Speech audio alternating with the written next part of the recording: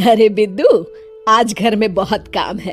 आज तुझे स्कूल जाने की जरूरत नहीं है। लेकिन दादी, आज तो स्कूल में मेरा टेस्ट है। अरे एक दिन स्कूल नहीं जाएगी तो ऐसी कौन सी तेरी कलेक्टर की पढ़ाई छूट जाएगी। वैसे भी मैं देख रही हूँ आजकल तो बड़ी ढीठ हो गई है।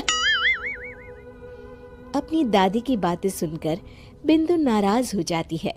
तभी उसकी माँ कहती है,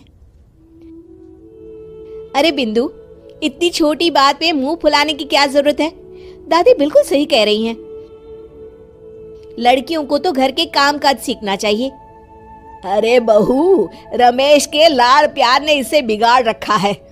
कम से कम तू तो मेरी बात समझती है। अच्छा, मेरी पूजा का समय हो गया है, मैं पूजा करने जा रही हूँ। इतना कहकर रमेश की माँ वहां से चली जाती है। इस तरह बिंदु की दादी और माँ दोनों अक्सर उसे घर के कामों में ही उलझा कर रखते थे। कुछ दिनों के बाद राजू और बिंदु के 10वीं के रिजल्ट्स आते हैं। दोनों बच्चे दादी को अपना अपना रिपोर्ट कार्ड दिखाते हैं। शाबाश मेरे लाल, तू तो बड़े अच्छे नंबरों से पास हुआ है। तभी बिंदु कहती है, दादी, मैं भी अच्छे नंबरों से पास हुई हूँ। रमेश की माँ बिंदु को अनदेखा करते हुए कहती है, हाँ हाँ ठीक है, अभी यहाँ खड़ी क्या कर रही है, सुन लिया मैंने। जाकर मेरे लिए चाय बना कर लिया। बिंदु उदास होकर चाय बनाने किचन में चली जाती है। तभी राजू कहता है, दादी, मैं क्रिकेट के कोचिंग सेंटर में एडमिशन लेना चाहता हूँ। अरे वाह राजू बेटा, ये तो तूने बड़ी अच्छी बात कही। तू कल ही अपना एडमिशन करा ले, जितनी भी फीस होगी मैं दे दूंगी। अरे एक दिन मेरा पोता विराट कोहली बनेगा। इस तरह अक्सर रमेश की माँ अपनी पोती बिंदु के साथ दुर्व्यवहार करती थी।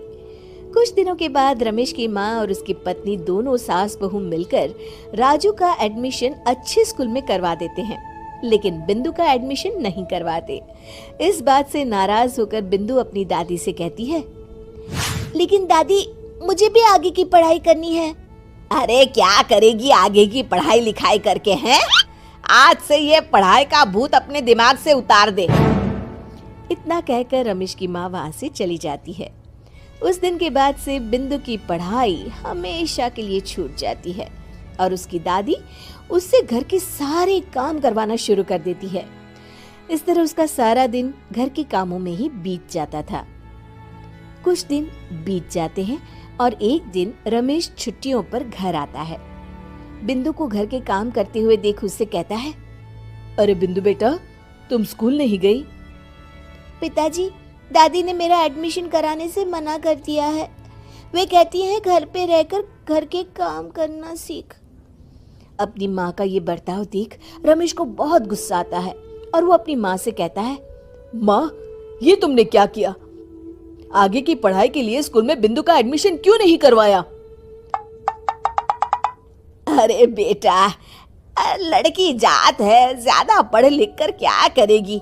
वैसे भी शादी के बाद तो इसे घर के ही काम करने हैं ना। तुम किस जमाने में जी रही हो माँ? अगर कल्पना चावला के घर वाले भी तुम्हारी सोच के होते तो क्या वो पूरी दुनिया में हिंदुस्तान का नाम रोशन कर पाती? इसका स्कूल छुड़वाकर तुम इसका भविष्य बर्बाद कर रही हो, लेकिन मेरे रहते ऐसा नहीं होगा।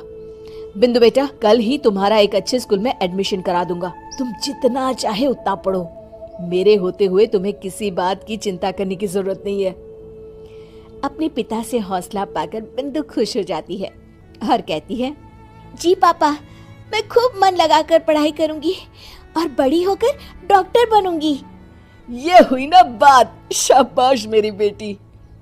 शिक्षा, लड़का हो या लड़की, हमें दोनों को आगे बढ़ने का मौका देना चाहिए।